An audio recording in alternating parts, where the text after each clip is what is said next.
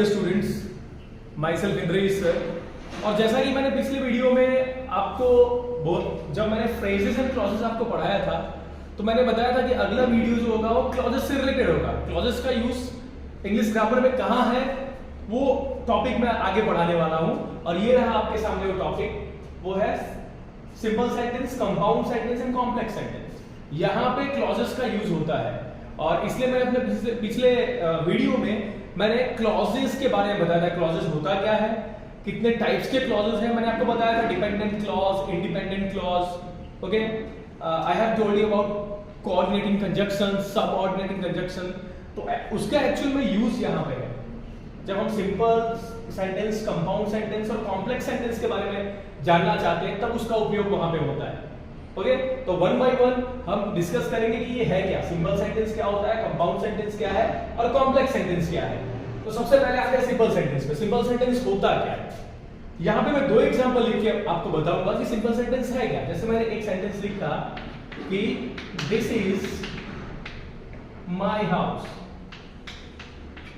I have written this sentence, this is my house. ये मेरा घर है। अब मैं अगर आपसे पूछूं कि सिंपल सेंटेंस होता है क्या, तो बोलोगे सर ये सेंटेंस दिखने में बहुत सिंपल सा है, 4 वर्ड से बना है, इसलिए इसको हम सिंपल सेंटेंस बोलते हैं। ओके, तो ये आप कह सकते हो, पर अगर ग्रामेटिकल पॉइंट ऑफ व्यू से देखिए, एक्चुअली यहाँ पे होगा क्या कि आपको यहाँ पे सेंटेंस कन्वर्जन करना होगा, सेंटेंस ट्रांसफॉर्मेशन करना होगा। आपको सिंपल सेंटेंस को कंपाउंड या कॉम्प्लेक्स में कन्वर्ट करना होगा, ठीक है। तो उस तरह का सिंपल सेंटेंस का एग्जांपल मैं आपको देके बताता हूं कि किस तरह का सिंपल सेंटेंस को आप कन्वर्ट कर सकते हो। आप चाहो तो इस सिंपल सेंटेंस को भी आप कॉम्प्लेक्स या कंपाउंड में कन्वर्ट कर सकते हो। जैसे मैं आपको एक एग्जांपल देके बताता हूं, दिस इज माय हाउस, ठीक है। अगर मैं इसको बोलूं कि आप इसको कॉम्प्लेक्स सेंटेंस में कन्वर्ट करना है, तो कॉम्प्लेक्स सेंटेंस में इस तरह से कन्वर्ट होगा ये, this is the house, this is the house which belongs to me। Okay, इस तरह से सिंपल दिखने वाला सेंटेंस को भी मैं कॉम्प्लेक्स में कन्वर्ट कर सकता हूं। ओके, तो ये सीखे इससे पहले हमें डेफिनेशन जानना है कि सिंपल सेंटेंस होता क्या है, कंपाउंड सेंटेंस क्या है, कॉम्प्लेक्स सेंटेंस क्या है, पहले ये जान लेते हैं। So first of all I will write the definition of simple sentence. Simple sentence होता क्या है, कैसे उसको डिफाइन करेंगे। तो जब मैं सिंपल सेंटेंस को डिफाइन करता हूं तो सिंपल सेंटेंस के पास I can write here these sentences may have more than one clause. इस तरह के सेंटेंस में एक से ज्यादा क्लॉज हो सकते हैं। मैंने ऐसा नहीं बोला कि हमेशा आपको एक से ज्यादा क्लॉज लिखना ही है। मैंने आपको एक सिंपल सेंटेंस का एग्जांपल बहुत सिंपल दिया था, दिस इज माय हाउस। इसमें एक से ज्यादा क्लॉज नहीं है, here we have a single clause. लेकिन डेफिनेशन में मैंने ये लिखा है कि एक सिंपल सेंटेंस में एक से ज्यादा क्लॉज हो सकते हैं। Okay, so this sentence may have more than one clause, but clauses present here are not joined by any connectives। Connectives को मैंने आपको बताया है कि कनेक्टिव्स को दूसरा नाम दे सकते हो सब ऑर्डिनेटिंग क्लॉज का, सब ऑर्डिनेटिंग क्लॉज का भी आप नाम दे सकते हो, ठीक है। कनेक्टिव को आप सब ऑर्डिनेटिंग क्लॉज भी बोल सकते हो, हमेशा ये दिमाग में रखना है। So these sentences may have more than one clause, but clauses present here are not joined by any connectives or conjunctions Okay, conjunction का मतलब यहाँ पे आपको याद रखना है जो मैंने पिछले वीडियो में बताया था। If we are talking about only conjunction, उसका मतलब होता है coordinating conjunction। और मैंने आपको बताया था कि conjunction का कहाँ पे यूज है। अभी आज मैं आपको बताऊंगा conjunction का कहाँ पे यूज है। Connectives, जिसका दूसरा नाम है subordinating clause, it is not clause, subordinating conjunction। Okay, ये भी एक टाइप का कंजक्शन ही है, लेकिन ये सबऑर्डिनेटिंग है, ठीक है। और यहाँ पे सिर्फ मैंने कंजक्शन लिखा है, तो इसका मतलब होता है कोऑर्डिनेटिंग कंजक्शन। ओके, तो अब फिर से फोकस करना है आपको तो ये डेफिनेशन है सिंपल सेंटेंस का। क्या डेफिनेशन? अगेन, इसमें एक से ज्यादा क्लॉज हो सकते हैं, लेकिन यहां पे जो क्लॉजेस होंगे उसको ज्वाइन करने के लिए हम किसी भी कनेक्टिव या कंजक्शन का यूज नहीं करते। हम किसी भी सबऑर्डिनेटिंग कंजक्शन या फिर कोऑर्डिनेटिंग कंजक्शन का यूज नहीं करते। आपको ये याद रखना है। कंजक्शन को आप कोऑर्डिनेटिंग कंजक्शन भी बोल सकते हो, कोऑर्डिनेटिंग कंजक्शन। ओके, अब बात करते हैं। अब मैं आपको एक दो एग्जांपल देके बताता हूं।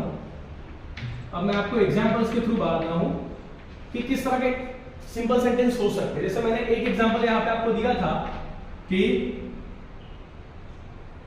आई am a English teacher. I am a English teacher, ठीक है। ये बहुत सिंपल सेंटेंस है, 4-5 वर्ड से बना हुआ है, ठीक है। कोई कॉम्प्लिकेशन इसमें नहीं है। तो एक इस तरह का भी सिंपल सेंटेंस होता है। और दूसरा मैं आपको एग्जांपल लिख के बताता हूं। Having finished all my works I went to play. Okay, इस तरह के भी सिंपल सेंटेंस आपको देखने को मिलेंगे। Having finished all my works I went to play. इसमें आप अगर देखो तो मोर देन वन क्लॉज है, लेकिन यहां पे ये आपका पहला clause having finished all my works and second clause is I went to play. लेकिन इन दोनों क्लॉज को कंबाइन करने के लिए किसी भी कनेक्टिव कंजक्शंस का यूज यहां पे नहीं किया गया है। किसी भी सबऑर्डिनेटिंग या फिर कोऑर्डिनेटिंग कंजक्शन का यहां पे यूज नहीं किया गया है। तो ये आपको याद रखना है कि इस तरह के सिंपल सेंटेंस होते हैं। और इस सेंटेंस को अगर आप चाहो तो आप कंपाउंड या कॉम्प्लेक्स में कन्वर्ट कर सकते हो। जैसे पहला वाला एग्जांपल जो I am a English teacher, अगर मैं बोलूं कि you have to convert this in complex sentence, तो आप बोलोगे I am a teacher who teaches English. I am a teacher who teaches English. I am a teacher पहला clause, who आपको पता है कि ये कनेक्टिव का काम कर रहा है, सब ऑर्डिनेटिंग कंजक्शन का काम कर रहा है। और टीचेस इंग्लिश जो है वो दूसरा क्लॉज आपका हो गया।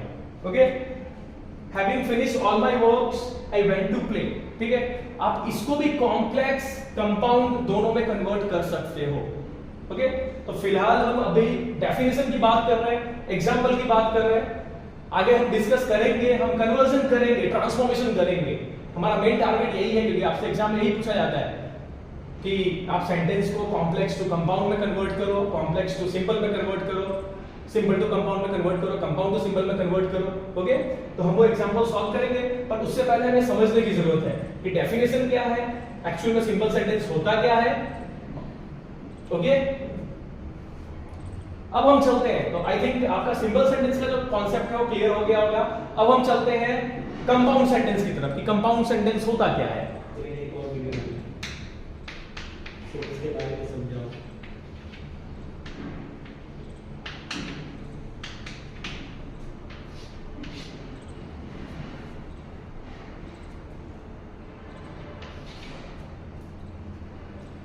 तो हमारा सेकंड टॉपिक जो है आज का वो है कंपाउंड सेंटेंस। कंपाउंड सेंटेंस होता क्या है, तो आपको ये समझना है। तो कल मैंने बात की थी, मैं यहां पे सेंटेंस लिखने वाला हूं जिसमें दो क्लॉजेस होंगे। जैसे I am studying and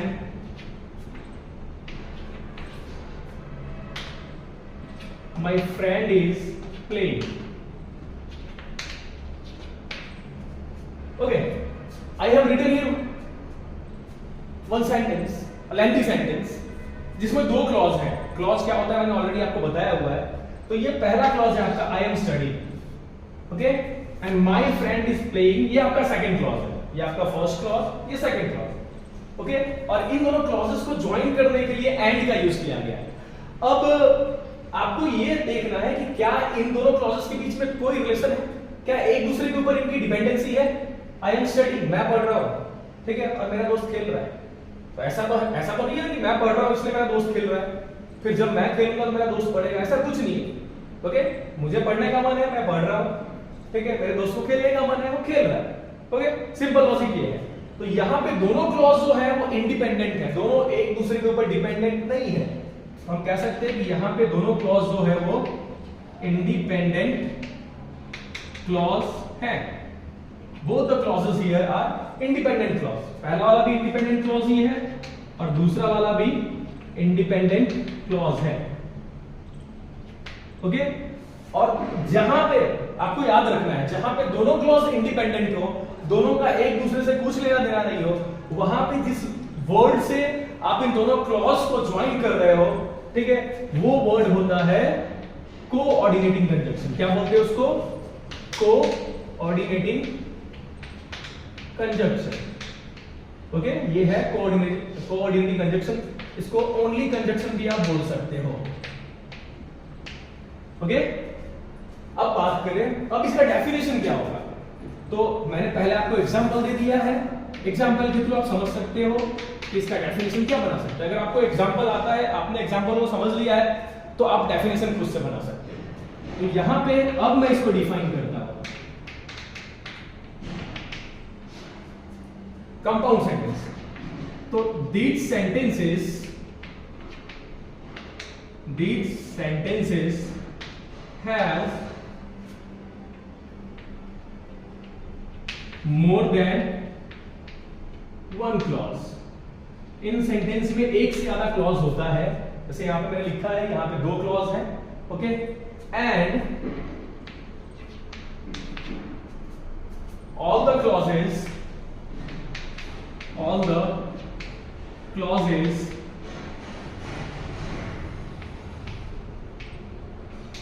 present here are independent. यहां पे जितने क्लॉजेस होते हैं सब इंडिपेंडेंट होते हैं, एक दूसरे से कुछ लेना देना नहीं होता है। Okay,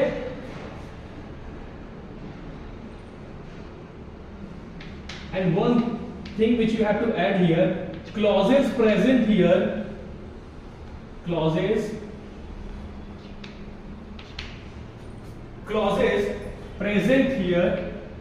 are joined by using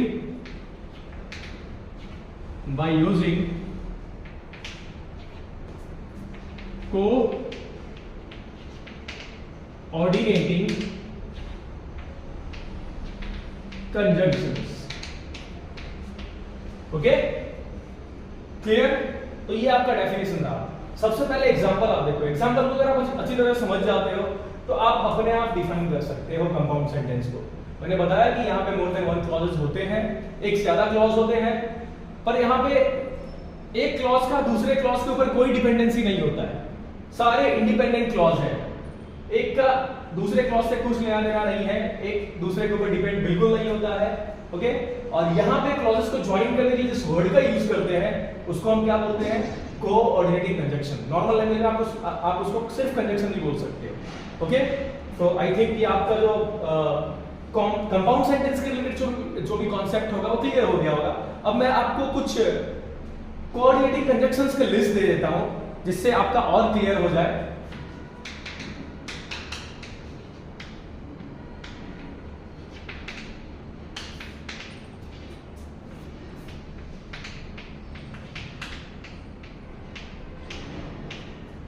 तो यहाँ पे लिस्ट ऑफ कोऑर्डिनेटिंग कंजंक्शन, कुछ कोऑर्डिनेटिंग कंजंक्शन के आपको लिस्ट दे देता हूं। जैसे नॉर्मली एक कॉन्सेप्ट बनाया गया है फैन बॉयज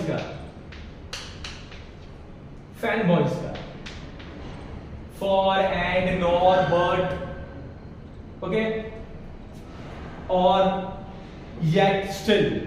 ओके, ये सारी चीजें फैन बॉयज का कॉन्सेप्ट दिया गया है। फॉर, एंड, नॉट, बट, और इसमें आप खुद से और ऐड कर सकते हो, और के बाद इसमें otherwise,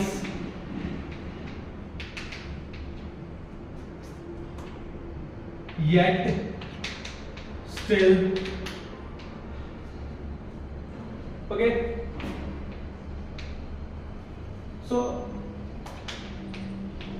these are some list of adjectives, sorry, coordinating conjunction। यहाँ पे कुछ coordinating conjunction के लिस्ट दिए गए हैं, तो आप यहाँ पे देख सकते हैं for, and, nor, but, or, otherwise, yet, still. Okay, we have many more coordinating conjunction. जैसे आप जब सॉल्व करोगे तो आपको पता चलेगा either or, neither nor, ये सब भी coordinating conjunction में आते हैं. No sooner, as soon as, okay, hardly, ये सब नहीं आते, ये coordinating conjunction में नहीं आएंगे, ये correctives में आएंगे. Okay, ये सबऑर्डिनेटिंग कंजंक्शन जो है वहां पे आएंगे. ओके, तो ये कुछ लिस्ट दिए गए हैं. अगर आप एक सेंटेंस में देखो कि ये सारे वर्ड्स यूज हुए हैं दो सेंटेंस को कंबाइन करने के, तो आपको समझ जाना है कि ये सेंटेंस जो है वो कंपाउंड सेंटेंस है. Okay okay, so now we talk about the third one. अब हम थर्ड सेंटेंस की बात करेंगे जो है कॉम्प्लेक्स सेंटेंस. तो सबसे पहले मैं आपको एग्जांपल देके बताऊंगा और फिर डेफिनेशन आप खुद लिख सकते हो. एक बार एग्जांपल मैंने दे दिया तो गारंटी देता हूं कि आप डेफिनेशन खुद से बना के लिख सकते हो. मैं यहां पे एग्जांपल देता हूं कि I got less marks. I got less marks, मुझे कम मार्क्स मिले because I had not worked hard. Okay, यहां पे मैंने सेंटेंस लिखा है कि आई गॉट लेस मार्क्स, मुझे कम मार्क्स मिले. तो ये आपका फर्स्ट क्लॉज है. एंड सेकंड क्लॉज है आपका I had not worked hard, मैंने ज्यादा मेहनत नहीं की. ठीक है, तो आप यहां पे देख सकते हो कि एक दूसरे के ऊपर डिपेंड है. आपको कम मार्क्स क्यों मिले? क्योंकि आपने मेहनत नहीं की थी. ओके, तो यहां पे एक क्लॉज जो है वो इंडिपेंडेंट क्लॉज है.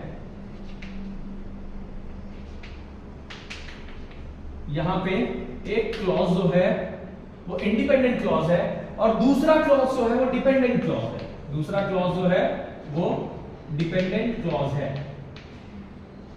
ओके, और इन दोनों क्लॉज को, अच्छा, इंडिपेंडेंट क्लॉज के और भी दूसरे नाम है. जैसे आप इसको कह सकते हो प्रिंसिपल क्लॉज, आप इसको प्रिंसिपल क्लॉज कह सकते हो, आप इसको मेन क्लॉज कह सकते हो. ओके, यहां पे डिपेंडेंट क्लॉज के भी आप दूसरे नाम से मैं आपको बताया था. इसको आप सबऑर्डिनेट क्लॉज बोल सकते हो. ओके, तो इस तरह से अलग अलग नाम से आपको बताया जा सकता है. ओके, बेसिकली आपको याद रखना है कि कॉम्प्लेक्स सेंटेंस में एक क्लॉज जो होता है इंडिपेंडेंट होता है और दूसरा जो होता है वो डिपेंडेंट होता है. एक को प्रिंसिपल क्लॉज, मेन क्लॉज कह सकते हैं और दूसरे को सबऑर्डिनेट क्लॉज कह सकते हैं. ओके, एक और आसान भाषा में बताऊं मैं, तो आप इंडिपेंडेंट क्लॉज को क्या बोलोगे? तो इंडिपेंडेंट क्लॉज जो है वो रिजल्ट है. ठीक है, आपने मेहनत नहीं की, उसका रिजल्ट ये आया. ठीक है, तो आप कह सकते हैं कि अगर आपको कंफ्यूजन है इंडिपेंडेंट क्लॉज और डिपेंडेंट क्लॉज के बीच में, तो आप इस तरह से कर सकते हो कि इंडिपेंडेंट क्लॉज किसको बोलेंगे? तो रिजल्ट को बोलेंगे. और डिपेंडेंट क्लॉज किसको बोलेंगे? डिपेंडेंट क्लॉज बोलेंगे रीजन को. ठीक है, ये आपका रिजल्ट और ये आपका रीजन. अब आप देखो कि जहां पे एक क्लॉज इंडिपेंडेंट हो और दूसरा क्लॉज डिपेंडेंट हो, तो इस तरह के दोनों क्लॉज को ज्वाइन करने के लिए जिस वर्ड का हम यूज करते हैं उस वर्ड को सबऑर्डिनेटिंग कंजंक्शन बोला जाता है. क्या बोलते हैं उसको? It is called subordinating conjunction. Okay, conjunction का स्पेलिंग थोड़ा आपको याद रखना होगा. लिखते टाइम कंजंक्शन होता है, एन साइलेंट हो जाता है, और पढ़ते टाइम हम कंजंक्शन बोलते हैं. Okay, subordinating conjunction, subordinate conjunction को आप कनेक्टिव भी बोल सकते हो. ऑलमोस्ट सारे बुक्स में तो नहीं दिया है, लेकिन कहीं कहीं दिया है. या ठीक है, कनेक्टिव के नाम से भी आप इसको याद रख सकते हो. ओके, तो ये इस तरह से, ये एग्जांपल देके मैंने बताया है कि कॉम्प्लेक्स सेंटेंस क्या होता है. ओके, अब हम डिफाइन करते हैं, अब इसका डेफिनेशन लिखते हैं. इस कॉम्प्लेक्स सेंटेंस है क्या?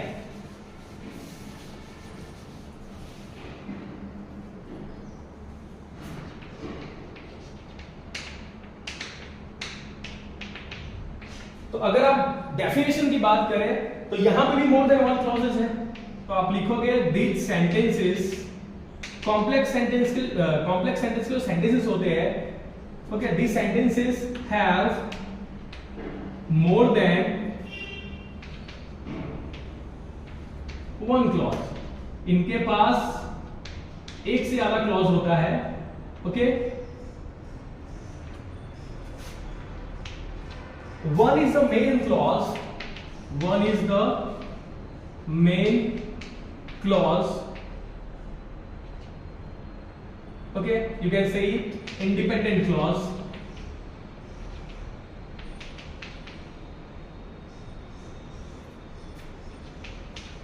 Okay, and rest others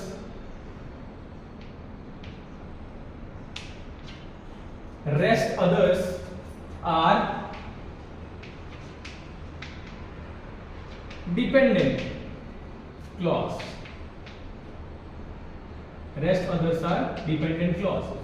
इसका मतलब इस सेंटेंस में एक क्लॉज होगा, मेन क्लॉज होगा, और एक से ज्यादा क्लॉज होगा। दो क्लॉज है तो उसमें से एक मेन होगा और एक सबऑर्डिनेट होगा। ओके, हो सकता है कभी-कभी सेंटेंस लेंथी होता है तो एक से ज्यादा, दो से ज्यादा क्लॉज भी होते हैं, तो उसमें भी यही होता है कि एक मेन क्लॉज होता है और बाकी सारे सबऑर्डिनेट क्लॉज होते हैं। ओके, तो इन सेंटेंस में एक मेन क्लॉज होगा, इसको हम इंडिपेंडेंट क्लॉज बोलते हैं, and rest others are dependent clause, और बाकी दूसरे क्लॉजेस होंगे वो डिपेंडेंट क्लॉज होंगे। ओके, अब क्लॉजेस को ज्वाइन करने के लिए जिस वर्ड का हम यूज करते हैं उसको हम क्या बोलते हैं यहाँ पे? Subordinating conjunction. तो आगे हम लिखेंगे here clauses are joined by using subordinating conjunctions.